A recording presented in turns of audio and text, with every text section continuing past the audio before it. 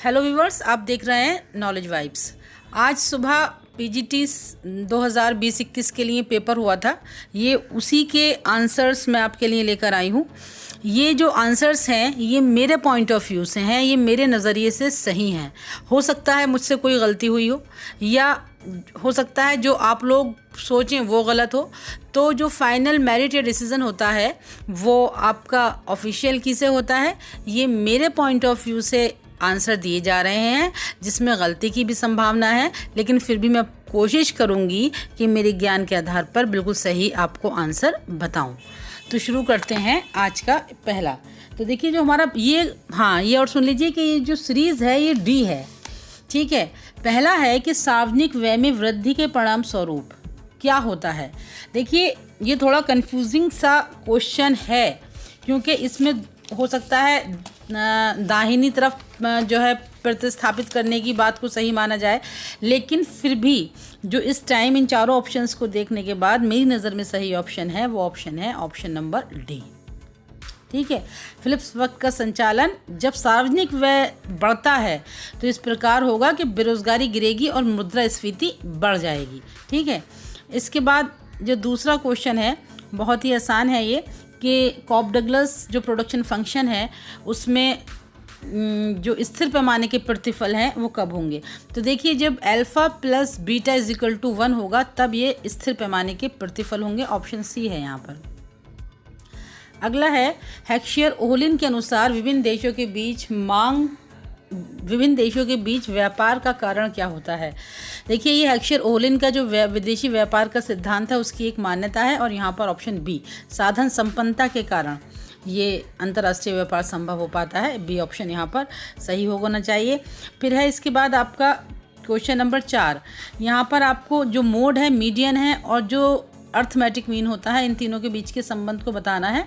तो ये होता है z is equal to 3m minus 2x वार।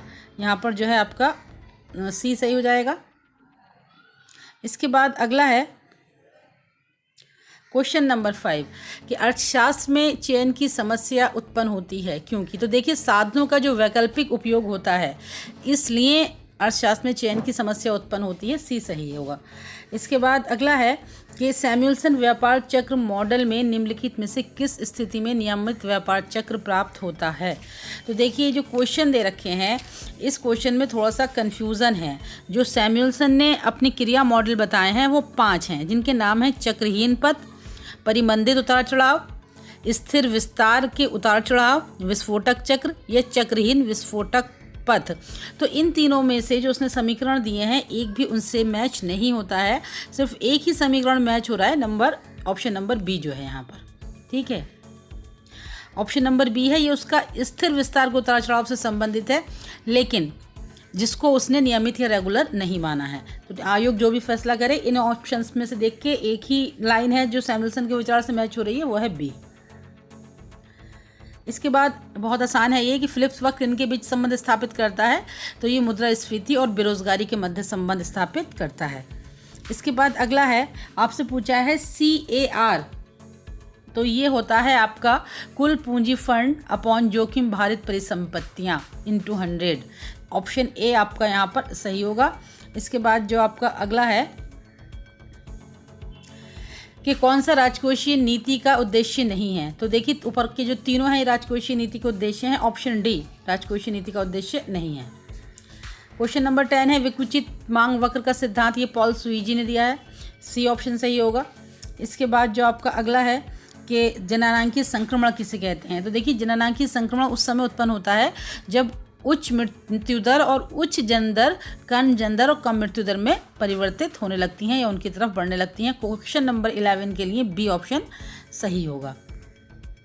इसके बाद अगला है कि जब कर आय और व्यय बराबर हो जाते हैं तो इस तरह का बजट संतुलित बजट होता है। सी सही होगा।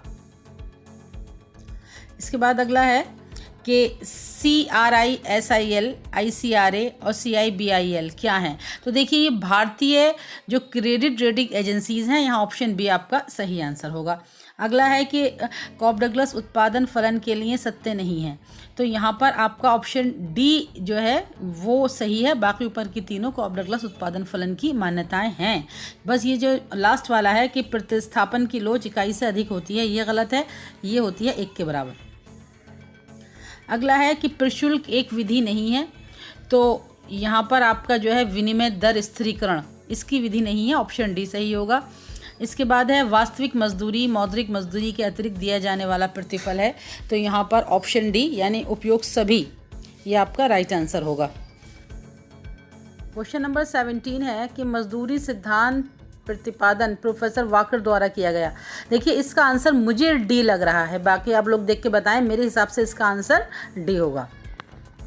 इसके बाद जो ये है कि कौन सी शर्त उत्पादन साधनों के न्यूनतम लागत संयोग को प्रदर्शित करेगी। तो यहाँ पर ऑप्शन डी भी ही सही है। और इसके बाद अगला आएगा कि निम्नलिखित वस्तुओं में से गिफन वस्तु को तब कहा जाएगा जब आय प्रभाव, तो देखिए आय प्रभाव ऋणात्मक और प्रतिस्थापन प्रभाव से अधिक होगा। ऑप्शन डी यहाँ पर सही होगा 19 के लिए। क्वेश्चन नंबर 20 का आंसर होगा राष्ट्रीय आय, ऑप्शन सी। इसके बाद 21 है कि मौद्रिक नीति का उद्देश्य कौन सा नहीं है। तो यहाँ पर गतिशील संसाधन मेरे हिसाब से नहीं होगा, और कुछ लोग ऑप्शन ए भी बता सकते हैं, लेकिन फिर भी मेरे पॉइंट ऑफ व्यू से इसका सही आंसर डी होगा।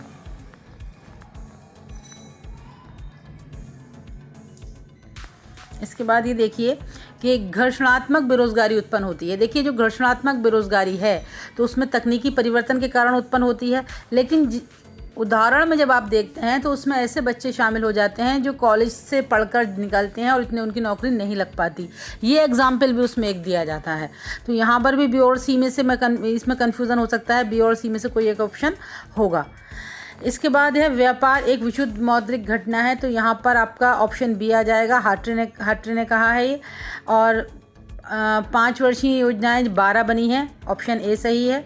इसके बाद है कि स्फीति अंतराल की अवधारणा कीन्स ने किस पुस्तक में दी। तो देखिए इसका 100% सही आंसर है how to pay for the war, option B यहाँ पर राइट होगा। ये क्वेश्चन सी है कि इसमें थोड़ा सोच के जवाब देने का है कि निर्यात प्रोत्साहन के लिए कौन सा उपयुक्त नहीं है। निर्यात प्रोत्साहन यानी जो एक्सपोर्ट हम करते हैं उनको किस चीज़ से प्रोत्साहित किया जा सकता है। तो देखिए विश्व बाज़ार में निर्यात का हिस्सा बढ़ाने के लिए निर्यात प्रोत्साहन उपयुक्त है। घरेलू बाज़ार में वस्तुओं की आपूर्ति बढ़ाने के लिए, और जो आपका विदेशी ऋणों की अदायगी भी। और ठीक इसके साथ ही इसमें पूछा गया है निर्यात प्रोत्साहन से के लिए उपयुक्त नहीं है। तो यहाँ पर आयातों का वित्त प्रबंधन भी हो सकता है आंसर आपका। इसका आंसर बी ज़्यादा बेहतर है सी के मुकाबले में मेरे पॉइंट ऑफ व्यू से। वैसे कुछ लोग इसका सी भी बता रहे हैं, बी भी, लेकिन अगर मेरे हिसाब से देखा जाए तो इसका बी ही आंसर है। बाकी ऑफिशियल आंसर की आ गई तो आपको उसमें देख लेना। देखो इसके बाद है कोई देश भुगतान संतुलन के अवमूल्यन में सुधार ला सकता है। तो उसकी जो मांग की लोच होती है वो इकाई से अधिक होनी चाहिए, ऑप्शन ए यहाँ पर राइट आंसर होगा। इसके बाद है जीएनपी तथा शुद्ध निवेश उत्पाद एनएनपी के बीच का अंतर। देखिए जो जीएनपी होता है उसमें से जब आप जो आपके डेप्रिसिएशन है उनको घटाएंगे तो आपको एनएनपी मिल जाएगा। ग्रॉस और नेट में यही एक अंतर होता है, ऑप्शन सी यहाँ पर आपका सही होगा। इसके बाद है कि एक मांग वक्र के विभिन्न बिंदुओं पर मांग की लोच। तो देखिए मांग वक्र के अलग अलग बिंदुओं पर मांग की लोच अलग अलग होगी, ऑप्शन डी यहाँ पर सही होगा। सांख्यिकी समंकों के मुख्य लक्षण। तो देखिए उपयुक्त सभी 31 के लिए उपयुक्त सभी जितने भी दे रखे हैं ये सांख्यिकी समंकों के लक्षण हैं, ऑप्शन डी ठीक होगा। इसके बाद है एचडीआर में किस वर्ष में लैगिंग सशक्ति माप यानी जैम को आरंभ किया गया। तो इसके लिए 1995 सही आंसर होगा।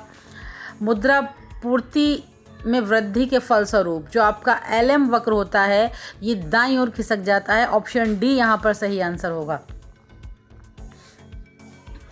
कौन सा मानव विकास का सूचक नहीं है। तो देखिए 3 है इसमें शामिल, जीवन प्रत्याशा, प्रति व्यक्ति आय और साक्षरता दर। सी शामिल नहीं है, यहाँ पर सी ही आंसर होगा।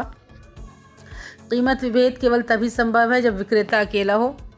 भारत में ऊर्जा उत्पादन में सर्वाधिक अंश ताप ऊर्जा का है। थर्मल पावर से भारत में 65% जो है एनर्जी वो जनरेट की जाती है, ऑप्शन बी यहाँ पर सही होगा।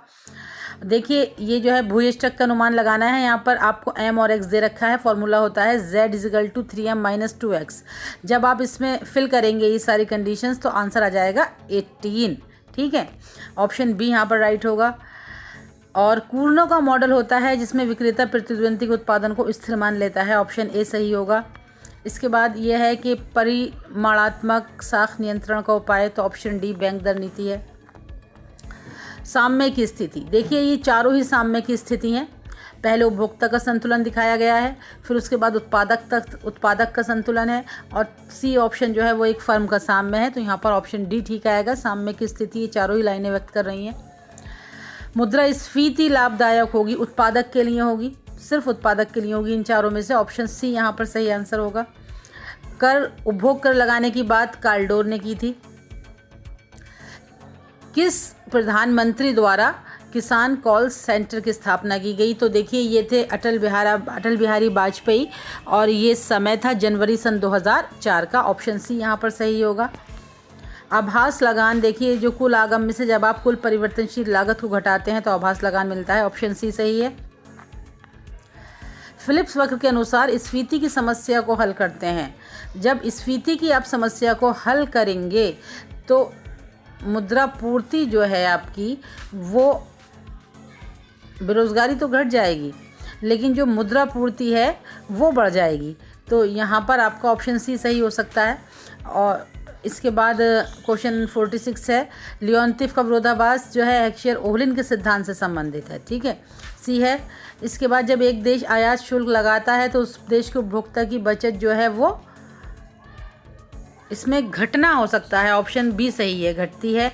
और इसके बाद तुलनात्मक लागत सिद्धांत का अवसर लागत के रूप में प्रतिस्थापित हैबरलर, अवसर लागत का सिद्धांत हैबरलर ने दिया है, डी सही है। ये देखिए ये है सूची 1 को 2 से मिलान करना है। सबसे पहले है ब्याज का तरलता अधिमान, तो देखिए ब्याज का तरलता अधिमान कीन्स ने दिया है, ए के आगे 2 होना चाहिए, और ऐसा एक ही ऑप्शन है जिसमें 1 के आगे 2 है, यानी ऑप्शन सी आपका राइट हो जाएगा, ठीक है। परिवर्तनशील अनुपातों के नियम अस्तित्व में आता है जब एक साधन स्थिर और एक परिवर्तनशील होता है, ऑप्शन बी सही है। भारत में कृषि के वित्त का सर्वोच्च संस्था नाबार्ड है, बी सही है। तटस्थ मुद्रा का सबसे पहले प्रयोग करने वाला जो अर्थशास्त्री था वो हेयक था, बी सही है। गिफिन वस्तु के संबंध में प्रबल ऋणात्मक प्रभाव, ये सही है, सी। और टेलीकॉम की नियामक संस्था ट्राई होती है, ऑप्शन ए सही है। पूरक वस्तुओं के संबंध में आर्डिलोज घनात्मक होती है, डी सही है। परिभाषा सीमांत उपभोग प्रवृत्ति देखिए तो delta C upon delta Y, ए सही है। मुद्रा स्फीति से किसे लाभ होता है, तो ये बहुत ही बार बार पूछे जाने वाला क्वेश्चन है, यहाँ तो सबको मालूम ही होगा, बी सही है, ऋणी को। क्वेश्चन 58 जो है थोड़ा कंफ्यूजिंग है, इसका मेरे हिसाब से आंसर इसका डी हो सकता है ऑप्शन, लेकिन मैं इसमें कंफर्म नहीं हूँ, आपको कहीं आंसर जो भी आप समझें उसका खुद देखें आप, लेकिन मेरे हिसाब से डी सही होगा। इसके बाद 59 है, इसका भी ऑप्शन डी सही है कि त्वरक गुणांक delta I upon delta C होगा। खुले बाजार की क्रियाएं जो हैं वो रिजर्व बैंक ऑफ इंडिया द्वारा सरकारी प्रतिभूतियों की क्रय विक्रय से संबंधित होती हैं, ऑप्शन सी सही है। इसके बाद जो है हेक्शियर ओवलिन सिद्धांत साधन, इसमें प्रचुरता बता देखिए ऑप्शन नंबर सी जो है ये 100% सही है। इसमें हेक्शियर ओवलिन क्वेश्चन नंबर 61 है, यहाँ पर ऑप्शन नंबर सी यानी PC/PL जो एक कंट्री के लिए है वो कम होना चाहिए कंट्री बी से, तो ये साधन प्रचुरता जो है वो इसमें दिखाई दे रही है, ये ऑप्शन यहाँ पर सही होना चाहिए। वैसे ये क्वेश्चन कंफ्यूजिंग है, अगर ए और बी को मान लो आप एक कंट्री ए बी को ही क्यों साधन प्रचुर दिखा रहे हैं, कंट्री ए को भी तो दिखा सकते हैं, तो इस हिसाब से ऑप्शन ए भी सही हो सकता है, लेकिन फिर भी जो बुक्स में दे रखा है जो प्राइमरी उनका फॉर्मूला है वो यही है जो ऑप्शन नंबर सी में दे रखा है। तटस्थ वक्र के विभिन्न संयोग समान संतुष्टि दर्शाते हैं, यहाँ पर बी सही होगा। 63 में जो है आपका कर्टेल सही होगा, ओपेक संबंधित। इसके बाद ये है किस अर्थशास्त्री का विचार था कि बैंक दर में परिवर्तन ब्याज की अल्पकालिक दरों तथा कार्यशील पूंजी के माध्यम से अर्थव्यवस्था पर प्रभाव डालते हैं, तो ये ऑप्शन सी हार्ट्रे सही है। और इसके बाद आपका आ जाता है आगमन रीति का श्रेय किसे जाता है, इसका आंसर आप खुद देखें, ये मैं नहीं बता पाऊँगी। कर विवर्तन जो होता है वह आगे और पीछे दोनों की ओर होता है, ऑप्शन सी ठीक है। 67 के लिए आपका ऑप्शन सी सही है कि जो XY के बीच रूपांतरण की दर है वो MRT XY = MRS XY = PX/PY की होगी। इसके बाद है कौन सा संतुलन का प्रकार नहीं है। देखिए, जब संतुलन आपको पढ़ाए जाते हैं समष्टि अर्थशास्त्र या तो मैक्रो इकोनॉमिक्स में, तो 3 तरह के होते हैं, स्टेबल, अनस्टेबल एंड न्यूट्रल। जो प्रोबेबल इसमें दे रखा है, संभावित, इस तरह का कोई संतुलन नहीं होता। ऑप्शन ए यहाँ पर सही होगा।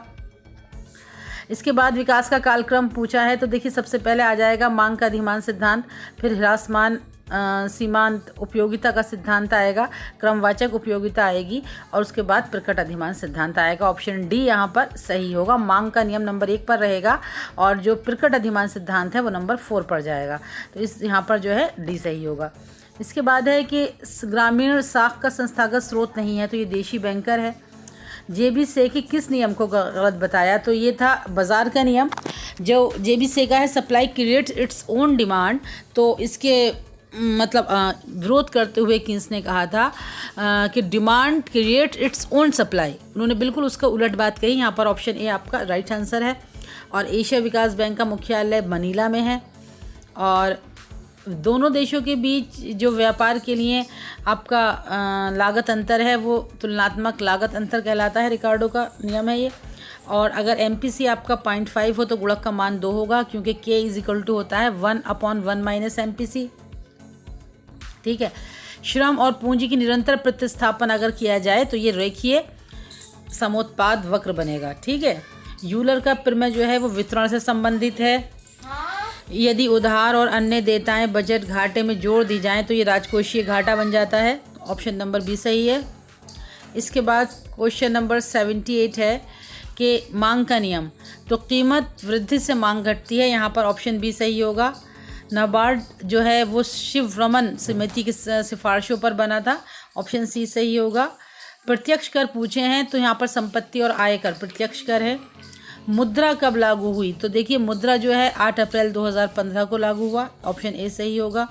अदृश्य बेरोजगारी कृषि क्षेत्र से संबंधित होती है। ये है, इसमें प्रमाप विचलन आपको पूछा गया है, तो देखिए इसका आंसर आपका 8 आएगा। कैसे आएगा ये मैं आपको बता दे रही हूँ। इसमें देखिए जो SD होता है इंडिविजुअल सीरीज़ में, वो होता है आपका √σx² n। ठीक है। और माइनस होगा σx/n, और इसका होल स्क्वायर कर देंगे तो देखिए σx² जो आपका दे रखा है वो दे रखा है 1000, और जब का σx² और σx आपका 60 है और x वार है आपका 6, तो x वार बराबर होता है σx/n। तो जब n आ जाएगा फिर आपका 10, तो यहाँ पर आप 10 लिख देंगे और माइनस कर देंगे σx/n ही 6 आ रहा है ना, x वार इसका फॉर्मूला होता है, तो यहाँ पर आप 6 का स्क्वायर कर देंगे। ठीक है। फिर आपका क्या बचेगा, तो आपका बचेगा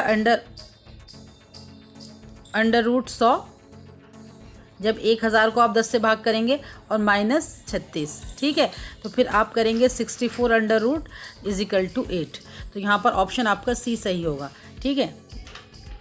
इसके बाद अगला है कि एशियन विकास बैंक का मुख्यालय, तो ये आपका मनीला में है। तुलनात्मक लाभ का सिद्धांत, देखिए जो रिकार्डो का तुलनात्मक लागत का सिद्धांत है उसी को तुलनात्मक लाभ का सिद्धांत कहते हैं। ऑप्शन बी यहाँ पर आपका सही होगा। संभाव्य अचंबा सिद्धांत जो प्रोफेसर शौकिल का है, ये लाभ का सिद्धांत है। यहाँ पर ऑप्शन डी आ जाएगा। इसके बाद अगला है कि बेसल समझौता बैंकिंग क्षेत्र से रिलेटेड है। ऑप्शन बी सही होगा। हैबलर जो हैं उन्होंने अवसर लागत सिद्धांत के अनुसार पूर्ण विशिष्टीकरण घटित होता है ये कहा है। तो देखिए इसमें उत्पादन संभावना वक्र में उन्होंने अवसर मतलब ह्रासमान, वृद्धिमान और स्थिर तीनों की ही बात कही है, लेकिन फिर भी अगर इसमें से किसी एक ऑप्शन को चुनना हो तो मैं चुनूंगी ऑप्शन नंबर बी। ठीक है। भारत में वित्त व्यवस्था, इसमें फेडरल है, संघीय वित्त व्यवस्था है भारत में, एक केंद्र सरकार और बाकी सारी राज्य सरकार है। ऑप्शन बी सही है। इसके बाद आपका अगला है करों का उद्देश्य क्या होता है। तो देखिए करों का उद्देश्य जो है इसमें अर्थव्यवस्था में संतुलन और अर्थव्यवस्था का नियमन, ये दोनों में से कोई एक आंसर हो सकता है। ये आयोग जो भी इसका आंसर रखे, बी या सी में से कोई एक इसका आंसर होगा। इसके बाद अगला है कि आय सापेक्ष परिकल्पना, ये सब मैच करना है। तो देखिए क्रय शक्ति समता सिद्धांत तो आपका जी कैसल का है। ठीक है। डी के आगे आ जाएगा आपका 3। अब 2 में आपका डी के आगे 3 आ रहा है, तो फिर आप ऊपर से देख लीजिए जो आय का उपभोग संबंधी सापेक्ष आय परिकल्पना है वो ड्यून्सबरी की है। तो ए के आगे आएगा आपका 2, ए के आगे 2 और डी के आगे 3, ऑप्शन सी आपका यहीं सही हो जाता है। इसके अलावा जो ये नायरू है ये फ्रीडमैन मिल्टन की है, तो सी के आगे भी आपका 4 आना चाहिए। हाँ, यहाँ पर ऑप्शन आपका सी जो है वो राइट आंसर होगा। इसके बाद आगे आ जाइए, सट्टा उद्देश्य हेतु मांग निर्भर मुद्रा की मांग जो है आपकी ब्याज दर पर निर्भर करती है, ऑप्शन बी सही होगा। और ये जो है ये पहला ही सही है, जो कीमत और सीमांत लागत का अंतर है वही एक अधिकारी शक्ति की कोटि को मापता है। इसके बाद अगला है कि प्रशुल्क लगाने के फलस्वरूप क्या होता है, तो देखिए आयातों के मूल्यों में वृद्धि हो जाती है प्रशुल्क लगाने से, ऑप्शन डी आपका यहाँ पर राइट आंसर होगा। इसका कालक्रम ज्ञात करना है, तो देखिए कालक्रम अगर आप देखेंगे तो ये उपभोग फलन जो है ये उनकी इंटरेस्ट थ्योरी में आया है, ये 1936 में है। ठीक है, आयु लाइफ जो इन्होंने साइकिल दी है कीन्स ने, ये 1937 में है। ठीक है, और इसके अलावा आपका जो ये फ्रीडमैन की स्थायी कल्पना है ये 1957 में है। और एक बचता है सापेक्ष परिकल्पना, ये जो है आपका 1949 में है, 1949 में है। इस हिसाब से तो 1 2 3 4 इसका क्रम होना चाहिए था, लेकिन और सब में कन्फ्यूज़न हो जा सकता है, लेकिन इस बात में कोई कन्फ्यूज़न नहीं है कि जो उपभोग फलन है ये सबसे पहले आया। इस हिसाब से इसका ऑप्शन मैं आपको सी बताऊंगी। ठीक है, या फिर जब आयोग की आएगी तो इसमें कोई चेंज हो क्वेश्चन में या कॉमन मार्क्स मिले या जो भी हो, लेकिन फिलहाल ऑप्शन सी बताएंगे हम आपको इसका आंसर, क्योंकि कीन्स का उपभोग फलन सबसे पहले आया, ये इन चारों में तय है, तो पहले को पहले पर रख दीजिए। इसके बाद बहुत ही आसान सवाल है कि विभाजक वर्ष 1921 में आया है, इसका ये आंसर हो जाएगा। इसके बाद देखिए कौन सी राजकोषीय नीति का उपकरण है, तो यहाँ पर आपका हो जाएगा बैंक दर नीति। ठीक है, यहाँ पर डी हो जाएगा। इसके बाद अगला है सार्वजनिक व्यय को क्षतिपूर्ति समय व्यय के रूप में प्रयोग किया जाता है। देखिए जो क्षतिपूर्ति व्यय है वो नकारात्मक क्षतिपूर्ति तो स्फीति में इस्तेमाल की जाती है। ठीक है, और दूसरी बात यह है कि जो क्षतिपूर्ति होती है ये आपका ऐसे व्यय किया जाता है, ऐसे व्यय बढ़ाया जाता है निजी क्षेत्र में जिससे ना ही तो स्फीति आए और ना ही तो मंदी आए। तो अगर इस बात पर आप जाएं तो इसका आंसर ऑप्शन डी भी हो सकता है या फिर ऑप्शन सी भी हो सकता है। ये कंफ्यूजिंग सा क्वेश्चन है, ऑप्शन सी या डी में से कोई एक आया। ये दोनों इसके इसलिए नहीं हो सकते क्योंकि जो क्षतिपूर्ति व्यय है वो ऐसे किया जाता है कि जिससे ना तो अर्थव्यवस्था में इन्फ्लेशन आए ना डिफ्लेशन आए। साथ ही एक सेंटेंस और लिखा होता है कि तेज़ी में यानी स्फीति में नकारात्मक क्षतिपूर्ति व्यय किया जाता है, तो कि सकारात्मक मंदी में किया जाएगा। तो इस हिसाब से जो है आपका ऑप्शन डी सही हो सकता है या फिर सी सही हो सकता है। ये कंफ्यूजिंग क्वेश्चन है, इसका आंसर की आने पर आप चेक करें। इसके बाद आपका आ जाता है कि ड्वेल गैप। तो जो ड्वेल गैप जो है ये आपका फॉरेन एक्सचेंज और सेविंग जो है आपका ऑप्शन सी यहाँ पर सही है, इससे संबंधित है। बचत बाध्यता और विदेशी मुद्रा बाध्यता। वित्त आयोग का गठन राष्ट्रपति करता है, ऑप्शन सी सही है। व्यावसायिक बैंक साख निर्माण करते हैं अपनी जमा रकत के आधार पर, ऑप्शन डी यहाँ पर राइट हो जाएगा आपका। इसके बाद आगे है कि एमपीसी का मूल्य क्या होगा जब सीमांत बचत प्रवृत्ति शून्य है। तो देखिए MPC plus MPS is equal to 1, तो ऑप्शन ए यहाँ पर आपका राइट आंसर होगा। इसके बाद आपका अगला जाता है नीति आयोग का गठन, तो 2015 में हुआ। मांग की आड़िलोच का जो सूत्र है वो ऑप्शन नंबर डी है यहाँ पर। ठीक है, इसके बाद अगला है कि सरकार के अंतरण भुगतान निवल घरेलू उत्पाद में शामिल नहीं करते। क्यों नहीं करते? क्योंकि जब वो भुगतान होता है तो उसके बदले कोई भी वस्तु या सेवा का उत्पादन वहाँ पर नहीं हो रहा होता है, तो ऑप्शन सी यहाँ पर सही होगा। इसके बाद एक और आ जाता है तटस्थता वक्र की कौन सी विशेषता नहीं है। तो देखिए ऊपर की तीनों है, ऑप्शन डी यहाँ पर राइट आंसर होगा। ठीक है, इसके बाद आगे चलिए कौन सा केंद्रीय प्रवृत्ति का माप नहीं है। केंद्रीय प्रवृत्ति का जो माप है आपका वो रेंज नहीं है। ठीक है, मीन मीडियन मोड तीनों केंद्रीय प्रवृत्ति के माप होते हैं, ऑप्शन ए सही है। ये जो सूत्र है रैंक सिस्टम, इसमें डी आपको 2 कोटियों का अंतर दिखाता है, ऑप्शन बी यहाँ पर सही होगा। इसके बाद अगला है आपका कि तरलता पसंदगी सिद्धांत में तरलता की जाल जो स्थिति है ये आपका इसमें आंसर होना चाहिए आपका ऑप्शन ए। मांग वक्र की पूर्ण लोचशीलता को दिखाता है ये, या आप इसे छोड़िए, इसका आंसर मैं आपको कंफर्म करके अभी बाद में बता दूंगी। 109 को आप छोड़ दीजिए। 110 पर आ जाइए आप। RCH 11 का प्रारंभ सन 2005 में हुआ है, ऑप्शन सी आपका सही है। ठीक है। और कीन सबसे अधिक संबंध है मांग जनित स्फीति से, यहाँ पर भी ये सही है। ठीक है। इसके बाद आता है कि जब सीमांत उत्पादन बढ़ता है तब कुल उत्पादन बढ़ती हुई दर से बढ़ता है, ऑप्शन ए यहाँ पर सही होगा। इसके बाद है कि इष्टतम प्रशुल्क जो होता है वो व्यापार शर्त में सुधार करता है, ऑप्शन ए यहाँ पर राइट आंसर होगा। इसके बाद भूमि सुधार का प्रमुख उद्देश्य जो है वो है भूमि का पुनर्वितरण, ऑप्शन बी यहाँ पर राइट आंसर होगा। ठीक है। ब्रिटेन वुड्स सम्मेलन में किस अंतर्राष्ट्रीय संस्था का जन्म हुआ? देखिए आंसर लगाने को तो आप लोग बी लगाए आए होंगे, लेकिन आपको मैं बता दूं कि जो 1944 में ब्रिटेन वुड्स सम्मेलन हुआ था वहाँ पर 2 संस्थाएं बनी थी, IBRD और दूसरी बनी थी IMF। ठीक है। और IBRD को आप लोग विश्व बैंक कह देते हैं, लेकिन इन दोनों में खास अंतर है। ये क्वेश्चन कंफ्यूजिंग है, अगर आप नॉर्मली देख लें तो आंसर बी लगा सकते हैं, लेकिन अगर आप ढंग से देखेंगे तो विश्व बैंक का एक पार्ट IBRD है। ये आंसर आपका सही नहीं हो सकता है, लेकिन फिलहाल के लिए इसमें ऑप्शन बी समझें बात को, इसमें आयोग जो है जो भी सुधार करे। ठीक है। इसके बाद आगे है कि RN मल्होत्रा समिति, तो देखिए बीमा क्षेत्र से जुड़ी हुई है और आपका बी सही होगा। ठीक है। एक श्रेणी को बराबर 2 भागों में जो बांट देता है वो होती है माध्यिका, ऑप्शन बी यहाँ पर राइट होगा। डाल्टन के अनुसार करदान क्षमता, तो देखिए जो डाल्टन ने कहा था तो उन्होंने एक सापेक्ष क्षमता का ही उन्होंने समर्थन किया करदान क्षमता के मुकाबले में। ठीक है। यहाँ पर आपका निरपेक्ष नहीं आने का है। डाल्टन ने कहा था कि सापेक्ष करदान क्षमता एक वास्तविकता है, जबकि निरपेक्ष करदान क्षमता एक भ्रम है। तो इस हिसाब से ऑप्शन बी यहाँ पर राइट हो जाएगा। इसके बाद है AD वक्र प्रारंभ होता है तो मूल बिंदु से कुछ ऊपर प्रारंभ होता है, ऑप्शन सी सही होगा। और उपयोगिता विश्लेषण भी उपभोक्ता का संतुलन को दर्शाएगा, यहाँ पर डी सही होगा।